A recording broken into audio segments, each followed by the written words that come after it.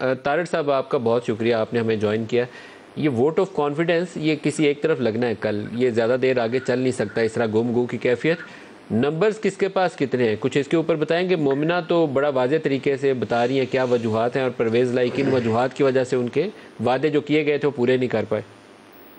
دیکھیے میں سب سے پہلے تو یہ مذمت کروں گا کہ دیکھیے مومنہ صاحبہ سے نہ ہمارا کوئی رابطہ، نہ کوئی ایسا معاملہ، اور جس طریقے سے الزامات لگائے جا رہے ہیں میں سمجھتا ہوں یہ نامناسب ہیں۔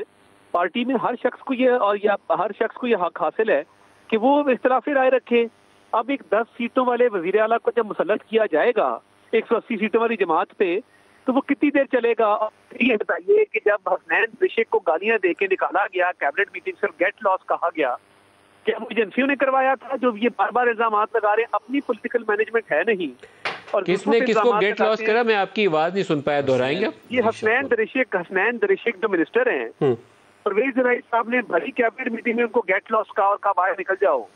تو یہ کیا ایجنسیوں نے کروایا تھا یا کرایا تھا؟ آپ کی اپنی پولیٹیکل مینجمنٹ فیل ہو گئی ہے، آپ کو پتہ ہی نہیں ہے کہ آپ نے معاملات کو کیسے آگے چلانا ہے۔ دن بدن ممبرز کی آپ حمایت کھوتے جا رہے ہیں۔